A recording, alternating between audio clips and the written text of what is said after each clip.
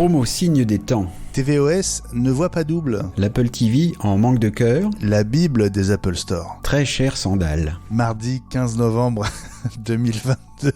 Fabrice Neumann. Benjamin Vincent. La quotidienne iWeek, épisode 279. Bonjour à toutes et à tous. Et ça sent déjà les pieds.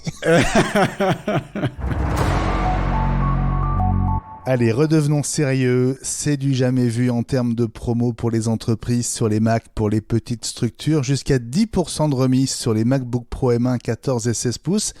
Alors ça ne semble peut-être pas si extraordinaire, mais ça l'est pour Apple qui cherche à enrayer la baisse des ventes. Fabrice, en attendant l'arrivée des modèles M2, mais on sait que c'est pas pour tout de suite. Alors oui, on sait que l'arrivée de nouveaux modèles, ça permet de pousser les ventes, mais on met ça en parallèle avec l'annonce d'Apple au moment des résultats financiers qui avait prévu que le prochain trimestre serait pas bon pour les Mac. D'autant plus que le trimestre dernier avait été particulièrement bon, donc je suppose qu'ils s'attendent à une sorte d'effet rebond négatif. C'est très étonnant. Il y a quelques années, on savait que quel que soit le revendeur, on avait les mêmes prix partout pour les produits Apple. Depuis, ça a un petit peu changé. On trouve des promos de temps en temps chez d'autres revendeurs. Et puis là, Apple qui s'y met dans certaines conditions que tu vas rappeler tout à l'heure. C'est vraiment le signe qu'il va se passer quelque chose, que Apple s'attend à des temps beaucoup plus difficiles que prévu et que ce qu'on connaît depuis tant d'années. Et dans le détail, de 5 à 25 exemplaires de ces MacBook Pro, vous aurez 8% de remise. Et à partir de 25 MacBook Pro, 10%. Apple, t'es vraiment trop sympa.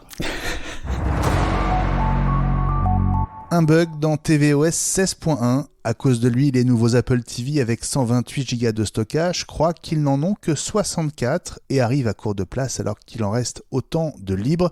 Selon Flatpanels HD qui a découvert le bug, confirmé par Macworld, la dernière bêta en date, la bêta 2 de tvOS 16.2, ne résout pas encore ce bug, Fabrice. Alors oui, effectivement, c'est un problème. Enfin, on peut s'imaginer assez facilement que la version finale de tvOS 16.2 résoudra le bug. On l'espère en tout cas pour Eli, qui parmi nous, c'est le premier à s'être précipité sur le nouveau modèle d'Apple TV.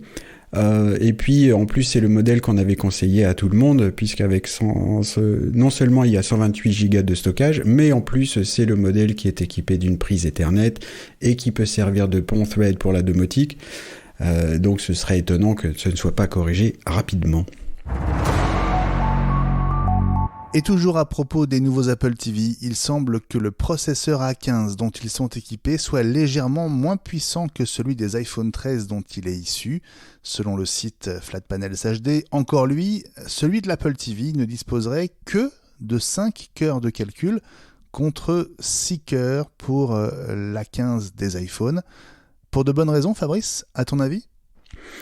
Pour de bonnes raisons aussi, c'est-à-dire que on sait que par exemple l'Apple TV nouvelle formule n'a pas de ventilateur, donc il faut pas que ça chauffe trop, donc enlever un cœur de calcul ça permet de faire ça.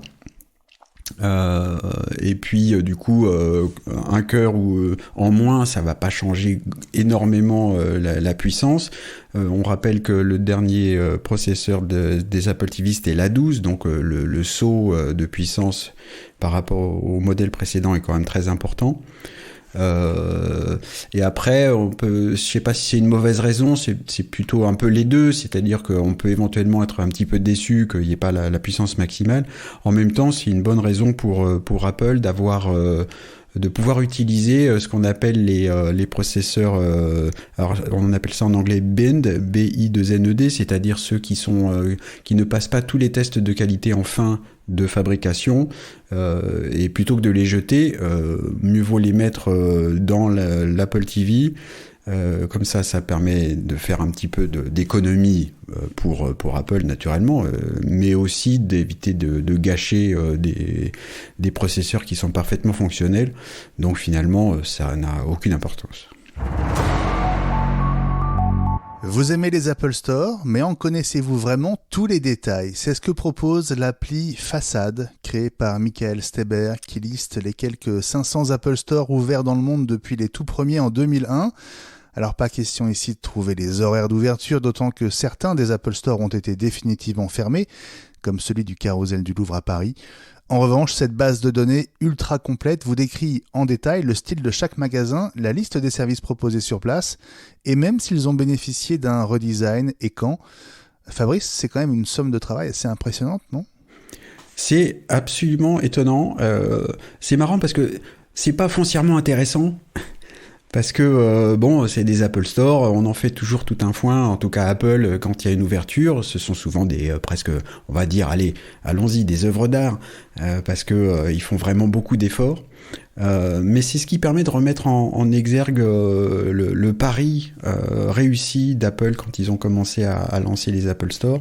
En 2001, il y avait eu une vidéo avec Steve Jobs pour montrer le concept, etc. Et du coup, l'idée semblait un peu folle parce que a priori le commerce allait plutôt se faire en ligne, alors ouvrir des magasins à ce moment-là ça paraissait bizarre, et puis ça a très bien marché. Apple a réussi à créer des magasins dans lesquels on a envie d'aller, et voilà, le pari est réussi. Ce qui en plus est d'autant plus étonnant, c'est qu'il y a des concurrents qui ont essayé de faire la même chose.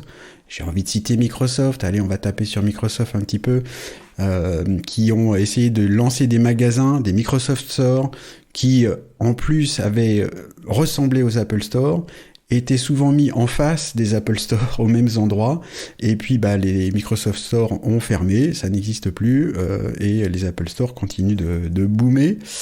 C'est une réussite assez étonnante. Voilà, donc on peut aller installer cette appli façade, elle est gratuite et c'est assez rigolo. Et puis 218 275 $, c'est le prix atteint par une paire de Birkenstock plutôt en mauvais état vendue aux enchères par la maison Julian's Auctions en Californie. Particularité de ces sandales, elles ont appartenu à Steve Jobs, et quand on voit leur état, on se dit qu'il a dû les porter souvent. Fabrice, une seule question, à quand le slip de Steve Jobs aux enchères ? Alors, j'espère jamais, parce que là, on est vraiment dans le culte de la personnalité, c'est absolument affreux.